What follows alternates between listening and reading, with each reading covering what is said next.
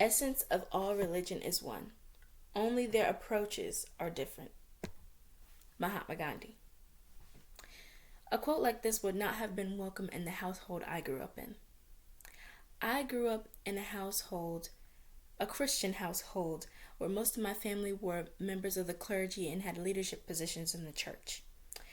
I have experience with the rules of religion being prioritized over ethical, moral, and critical thinking. Spirituality allows one to live based on the perspective they have created, based on their life experiences and views of morality and ethics. It provides a stronger sense of freedom and critical thinking for oneself. Now, with all that being said, did you know that you can be spiritual without necessarily being religious, and vice versa? Learning the difference between the two, religion and spirituality, is essential before practicing either of them. As I said earlier, I grew up in a religious household where most of my family members were members of the clergy. Growing up in church allowed me to grow up with a sense of community. Everyone at church was my family. It was like a second home.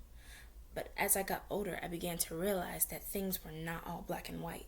I began to question things that turned out to be more complex than I previously thought. Have you ever felt disconnected from the very thing that always grounded you because the one thing that your foundation was made up of had too many loose ends or no longer made sense? Religion is a man-made set of beliefs, followed in a structured manner in large communities around the world. There are many contradictions within many religions, as there are many interpretations of said beliefs and rules that have carried the religion since it was created. People all have one idea that they believe is the right one, while they declare every other idea unenlightened. And that was really interesting to me. Spirituality, however, has a style all its own, as it is inclusive of more than one perspective or ways of life, and a significance for individual benefit. It is more of a holistic approach to life as a whole, as it focuses on centering mind, body, and spirit, making them all work together in a daily attempt to keep balance. Though they are somewhat comparable, religion and spirituality, you can, as I said earlier, be spiritual without being religious. Though there are some people who beg to differ, of course. Before taking a dive into this argument, you should have a solid understanding of the distinct differences between religion and spirituality. The first question is, of course, what is religion? What is spirituality? What do each of these words mean? What are each of these concepts? Well, spirituality can mean different things to many different people, which is all a part of its charm. In the Atlantic's magazine article, What It Means to Be Spiritual Without but Not Religious, Caroline Kitchener, the publication's former associate editor, explores how people can be spiritual while not subscribing to organized religion. Kitchener says that people who practice spirituality are not abandoning their beliefs in a higher power. In the article, those quoted by the authors say that they felt restricted in their political beliefs when practicing an organized religion, the church. Health is a state of complete harmony of the mind, body, and spirit, as said by BKS Iyengar.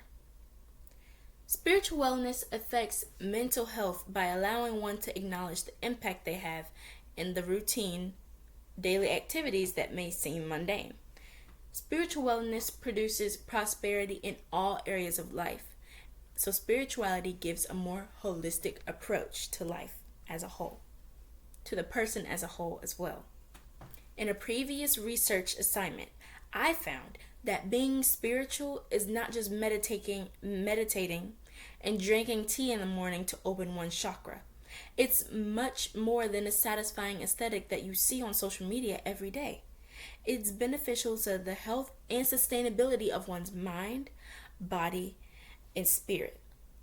In the University of Minnesota newsletter issue titled, Why is Spirituality Important?, Louise Delagrande, a writer who is the former editor and web producer of the newsletter, talks about the ways a spirituality motivated lifestyle can enhance someone's quality of life.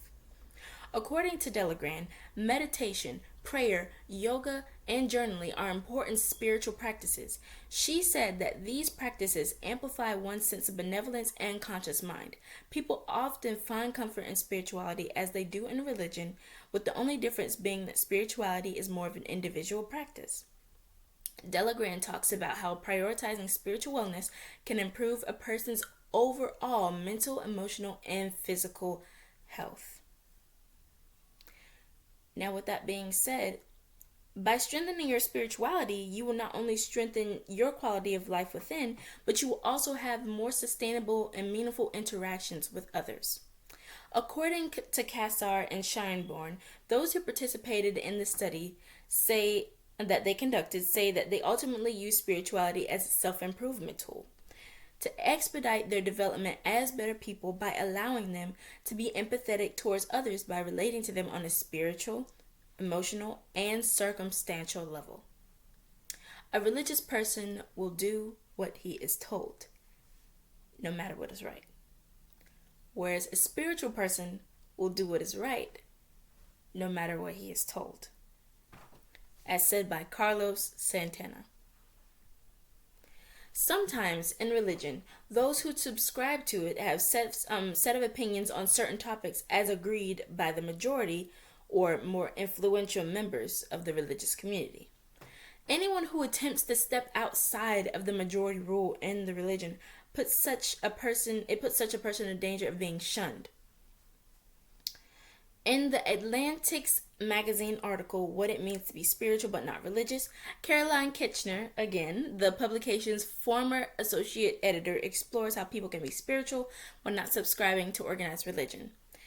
They felt as though they were being held to the obligation of supporting points of view that those in power, as I said earlier, within the religion deem righteous, moral, and ethical.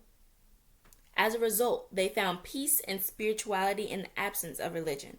They found that it encouraged rather than condemned mindedness. Kitchener talks about how living a spiritual life is a complex but is more of an individual practice, which is why connotations and methods vary for each person. Like I said earlier, spirituality means a lot of different things to a lot of different people. In today's article, Can You Be Spiritual Without Being Religious, as we've been discussing, there are many paths to enlightenment. Communication specialist and creative copywriter Chris Sarrico talks about what it's like to live a non-traditional life where you have a spiritual foundation absent of religion. Some of the people Sarrico interviewed suggested that religion was just as subjective as spirituality, which is an interesting perspective. He concluded that one can be spiritual without being religious, according to the sources found within the congregation he interviewed. As Elizabeth Lesser wrote, spirituality is a brave search for the truth and about existence.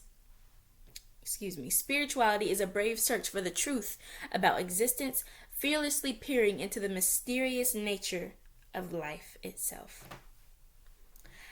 And I hope that after what you've heard here today, you decide to go and search for that truth yourself. Prioritizing spirituality over religion positively impacts all areas of one's life as it boosts health in the mind, body, and spirit. Knowing the difference between the two, religion and spirituality, will allow one to fully understand the depth of each. Religion is a set of beliefs and philosophies of past people and is followed today. It is commonly practiced in an organized, community-sanctioned fashion. Spirituality is a more individualized practice that strives for a balance in mental, emotional, and physical health. It can be practiced without a religious foundation, and it can be channeled for self-development and purposeful self-discovery. I challenge anyone that hears this to think about what religion and spirituality mean to you as separate entities and inseparable ones. without heavily depending upon what has been taught by family, and by using critical thinking skills based on personal experience and knowledge. To what conclusion does one arrive? Which is more important? I dare whoever may be in this audience to take on this dilemma and be honest with themselves about whatever they find. In seeking truth, you have to get both sides of the story. No Wiser Words Said by Walter Cronkite. Thank you.